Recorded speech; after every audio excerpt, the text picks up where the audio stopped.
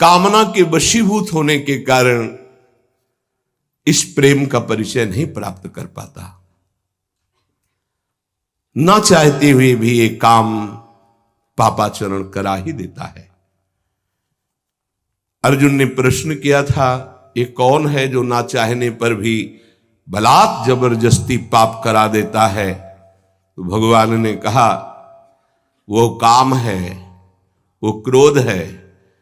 ये रजोगुण से प्रकट होता है, राग से, और ये महापापी है, अर्थात महापाप कराने वाला है, महाशनो।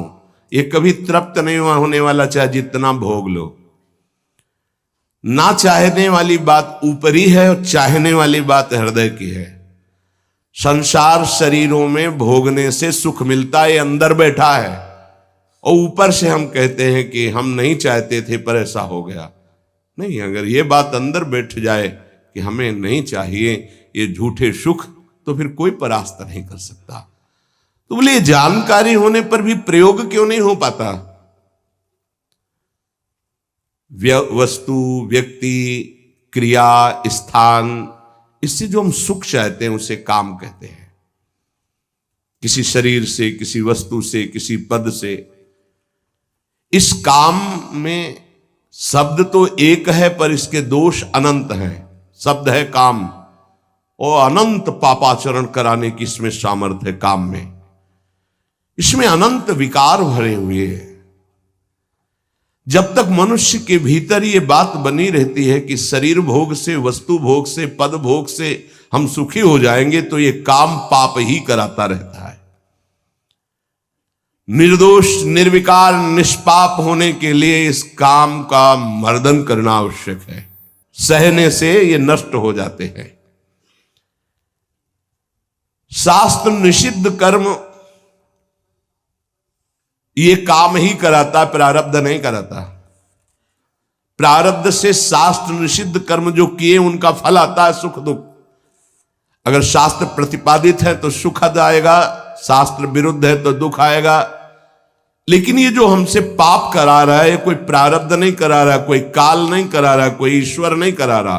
काले कर्म ईश्वरे मिथ्या दोष लगाए, ये हमारी चाहत करा रही, अंदर बैठी है। शरीर के भोगों से सुख मिलता है, ये अंदर घुस के बैठ गया है, और यही हमसे पाप करा रहा है। तो जब जानकारी हो गई तो फिर पाप क्यों हो रहे हैं?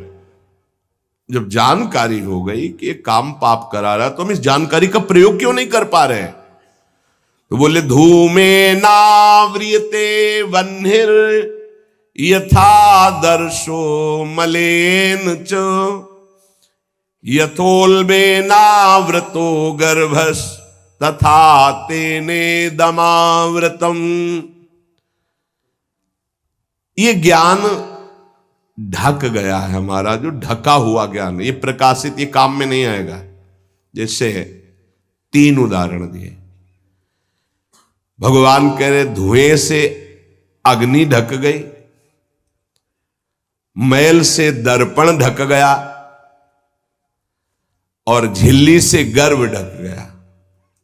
अब झिल्ली के अंदर बच्चा है कि बच्ची पता नहीं चलेगा।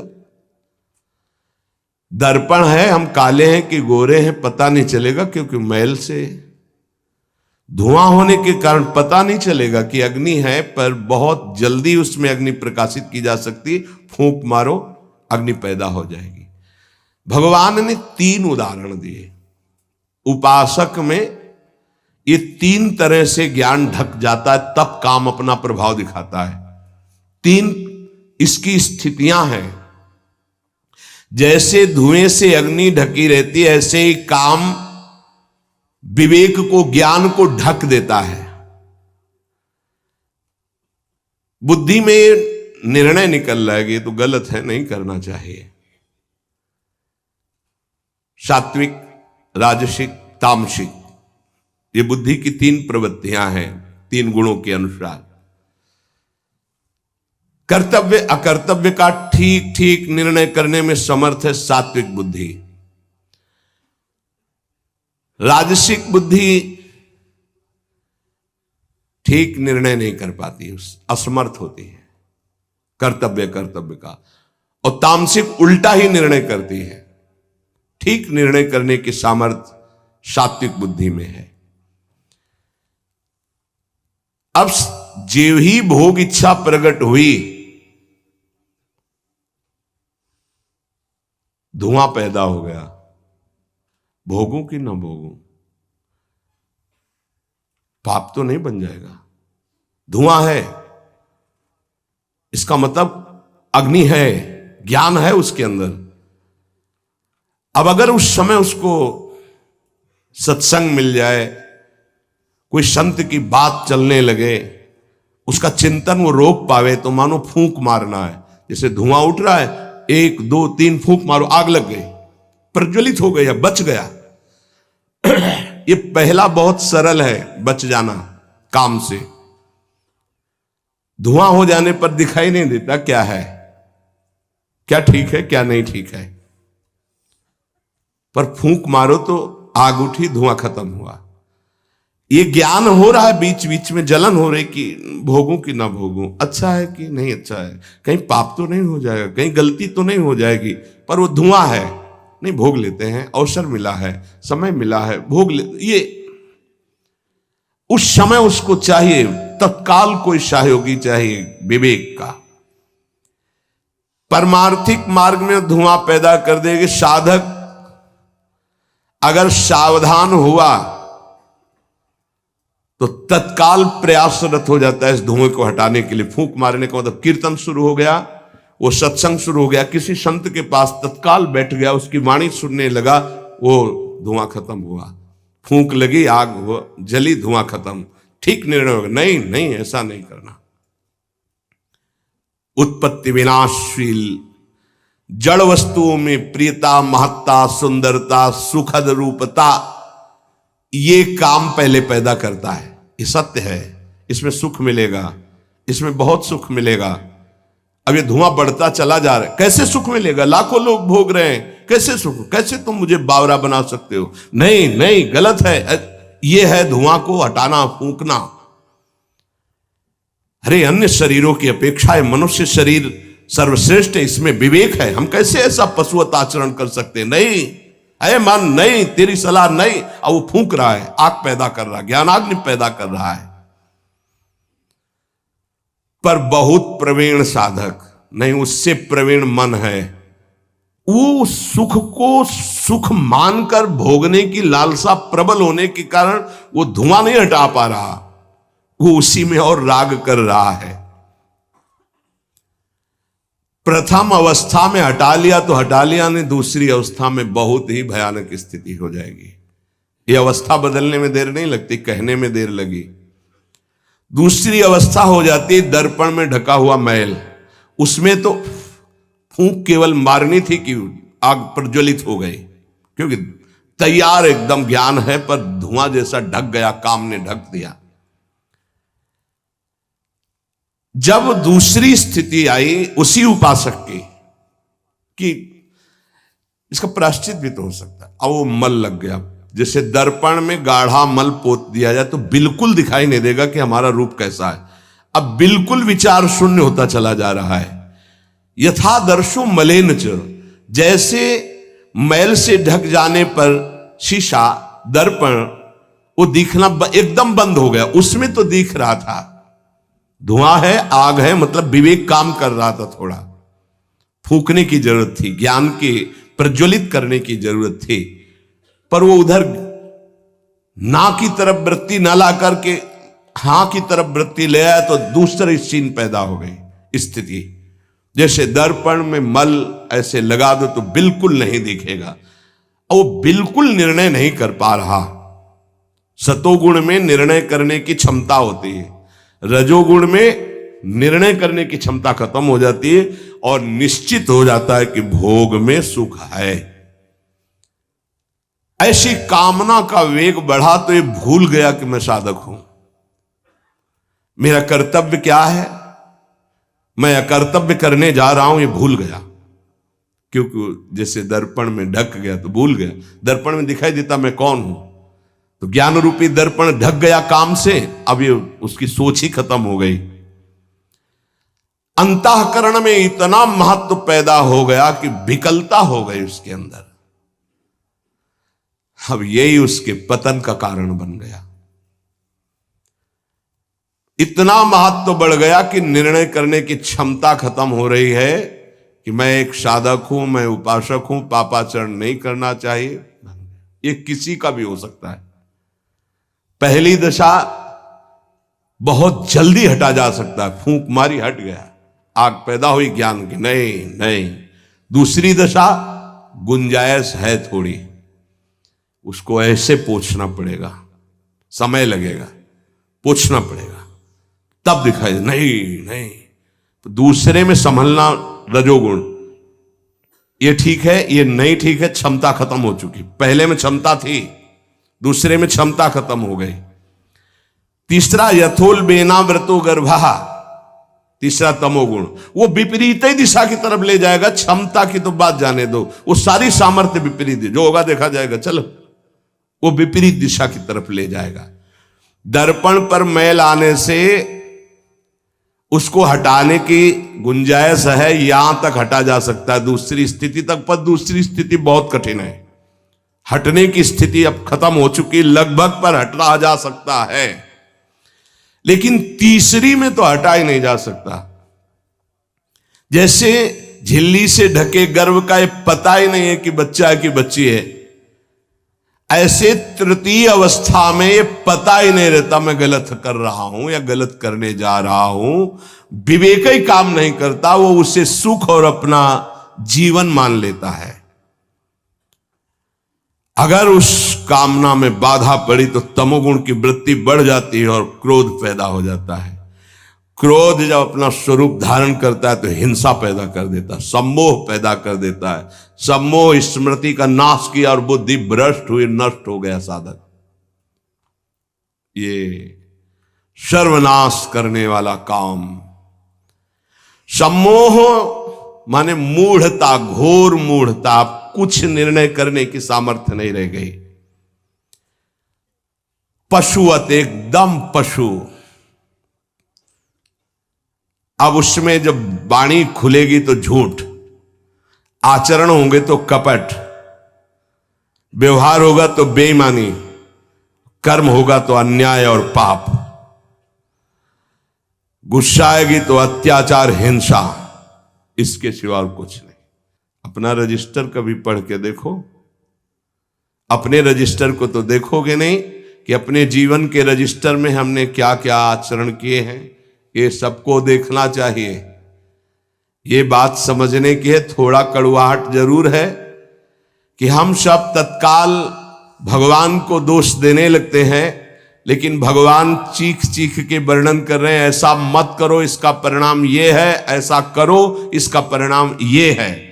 तो जो कह रहे हैं करो वो तो हम कर नहीं रहे, जो कह रहे हैं नहीं करो वो हम कर रहे हैं। तो उसका जब परिणाम आता है तो हम भगवान को कोसते हैं।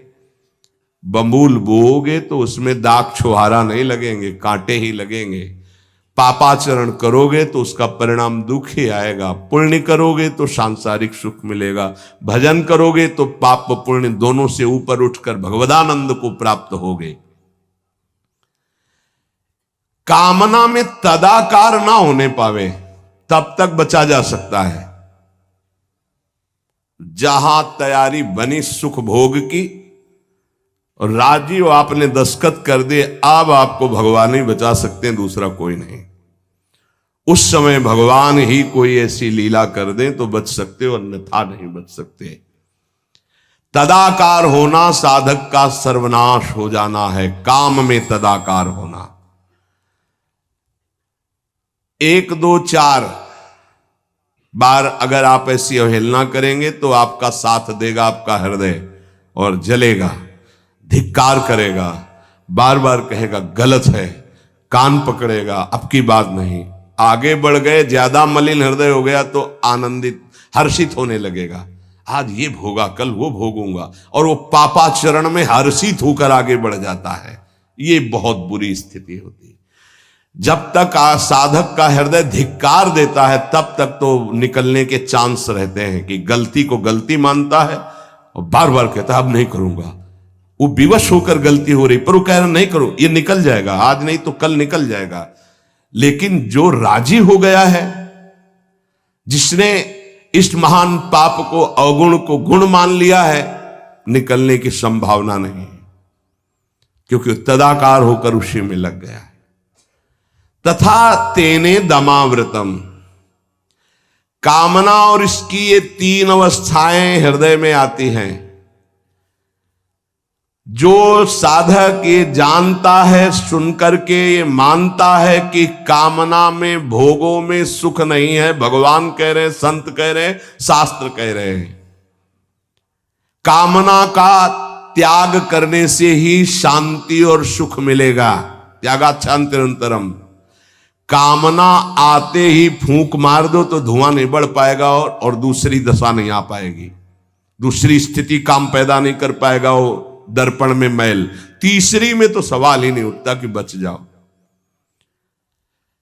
परमार्थ का रुचि रखने वाला साधक कामना को पहचानना सीखे और जहां काम अंदर आवे तत्काल उसको नष्ट करना सीखे। नष्ट करने का उपाय है नाम कीर्तन, भगवत गुणगानवाद, सत्संग, श्रवण। किसी संत के समीप तत्काल बैठ जाओ, किसी साधक के समीप, और चर्चा करने लगो, काम की नहीं, भगवत चर्चा।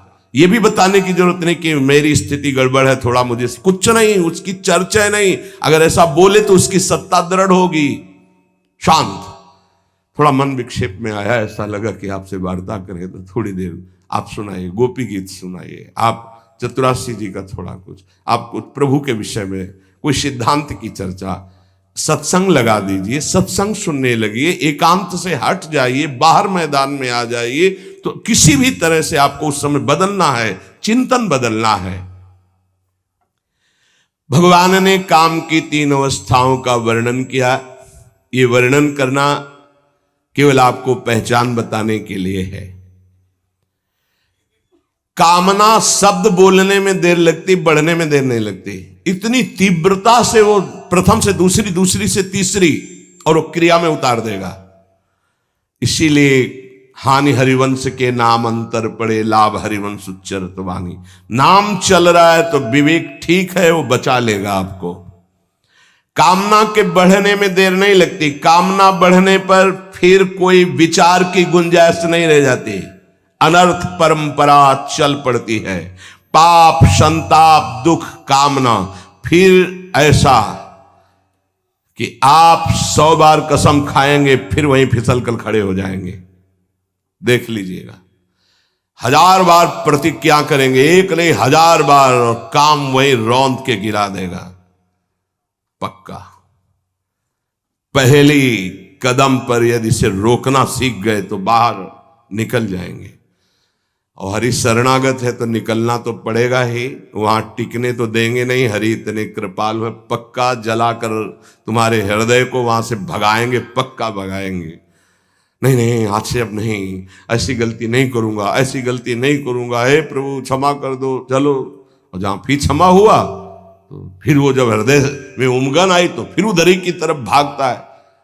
फिर वो ऐसी दीवाल बनवाते हैं, चुनवाते हैं आसपास कि रास्ता बचेगा तो एक ही, हरि शरणम, दूसरा रास्ता नहीं। इसीलिए भगवान का आश्रय लेकर भक्ति करने वाला उपासक बहुत जल्दी विजय प्राप्त कर पाता है इन विकारों पर, अन्यथा मार के गिरा देते। बहुत बड़े विजयी योद्धा हैं, काम, क्रोध, लोभ, मोह, मद, मत्सर। हरि बचावे। वैसे कहा भी है हरि ने कि मामेवे प्रपद्यन्ते माया में ताम तरन्ति, मेरी शरण में आ जाओ तो बच जाओगे। समस्त दोषों का नाश, समूल काम का नाश, समस्त संबंध विच्छेद, एकमात्र भगवान का आश्रय लेकर भजन करने से हो जाते हैं। घबराना नहीं। प्रार्थना है अपनी तरफ से, 1000 बार फिसल जाए तो 1001 बार भी हिम्मत रखें, पड़े ना रहें। आखिरी श्वास तक हम बाजी जीतने की कोशिश करेंगे, क्योंकि ये खिलाड़ी किसी और के नहीं, हरि के ही हैं। ये काम, क्रोध, लोभ, मोह, मद, मत्सर किसी और की सामर्थ्य से सामर्थ्यवान नहीं, मेरे स्वामी की ही सामर्थ्य से सामर्थ्यवान है। जिस दिन हमारा अहम धूल धूसरित हो जाएगा तो 1000 के बाद भी हम उन पर विजय प्राप्त कर लेंगे। इसलिए किसी भी स्थिति में कोई भी उपासक निराश तो होवे ना, प्रशंसनीय वो है जो इस समय विकार से लड़ रहा है, हर विकार को रौंद रहा है और अपने हृदय की मलिनता को सामने रख रहा है। कौन है हृदय की मलिनता को रखता है? प्रशंसनीय वो है इस समय जो अपने जीवन को संभाल ले। भगवान की असीम कृपा है उन उपासकों पर जो यौवन अवस्था को पवित्र करके चला रहे हैं। सातरति सातरति सा लोकांतारति। आप प्रभु के लिए इतनी जलन सह रहे ना, वो बहुत कृपाल है, वो देख रहे, एक एक सेकंड का हिसाब होगा। आप लोग ऐसा ना समझे कि आप जो कष्ट सह रहे हैं, आप जो जल रहे हैं, आप जो बेगों को सह रहे हैं, तो इसका कोई परिणाम नहीं। भगवान बिक जाएंगे, ध्यान रखना। वो देख रहे हैं, उनके लिए तुम सह रहे हो, उनके लिए सह रहे हो। समस्त विषयों का आक्रमण साधकों के हृदय में, तो वो क्या जाने विषय पुरुष, जो मनाया सो खा लिया, जो मनाया देख लिया, जो मनाया भोग लिया, जो मनाया सूंघ लिया। चलो एक साइड में आके देखो तब तुम्हें पता चलेगा। इसलिए हमारी प्रार्थना मानना, कभी भी किसी भी स्थिति में उदास, निराश और कदम पीछे मत हटाना। आखिरी श्वास तक योद्धा दुश्मन को परास्त करके विजय श्री की आशा रखता है, और हमारी आशा इसलिए पूरी होगी कि हमारे साथ प्रियालाल है। नागरी दासी जन्म जितायो, बलिहारी बलिहारी। ये क्या जाने, ये तो जरा सा छींक दोगे तो तैयार हो जाएंगे हो हल्ला मचाने में। ये साधना जानते हैं क्या? ये चढ़ाई चढ़े हैं क्या कि फिसलने वाला कितना मेहनती होता है? जो चढ़ के जाना चाहता है फिसल रहा है, उसे कौन जानता है? इसीलिए बड़े बड़े महापुरुष इस बात को, साधकों को प्रोत्साहन देते रहते। विषयी जी थोड़ी जानते, विषयी जी तो जरा सी बात हुई ना तो तोप बना करके वो अपना रजिस्टर देखो पूरा काला, कभी नहीं वो देखेंगे लौट के। हाँ, एक बिंदु अगर कहीं चिट्ठी आ गई है ना तो हो हल्ला मचा देंगे। साधक ऐसा, साधक है। 1000 बार परास्त होने पर भी हमारा वो उदासीपन नहीं आना चाहिए, निराश नहीं होना चाहिए। चूक गए, इस बार भी चूक गए, आगे बढ़ेंगे, रौंदेंगे हम हरिनाम के बल से।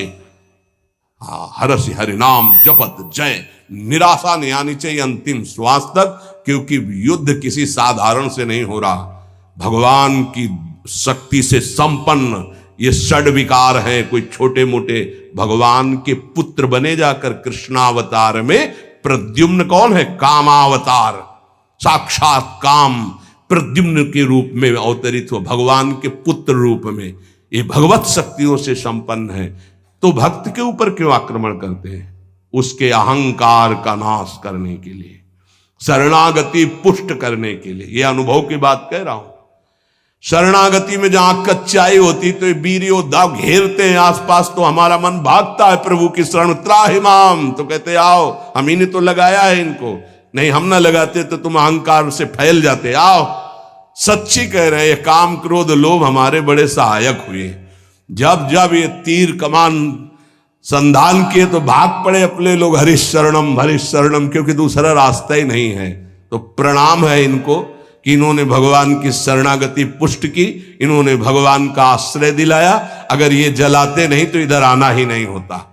और ये भगवत शक्ति से संपन्न बच सकता है तो भगवत शक्ति संपन्न ही बच सकता है, दूसरे की सामर्थ्य नहीं। हजारों बार यदि हारेंगे तो हमारे अंदर कहीं अहंकार है, इसलिए नहीं। अहंकार रहित पर इनका कहीं किसी भी तरह का प्रभाव नहीं होता। तो अहंकार रहित करने के लिए भगवान इशारा कर देते। देखो प्रश्न करके, तो क्या भगवान भ्रष्ट कराते हैं? वो कहते नामे भक्ता प्रणश्यति, किसी भी स्थिति में मेरे भक्त का नाश नहीं होता। भगवदाश्रय, नाम जप और बहुत सावधानी पूर्वक एक एक मिनट व्यतीत किया जाए।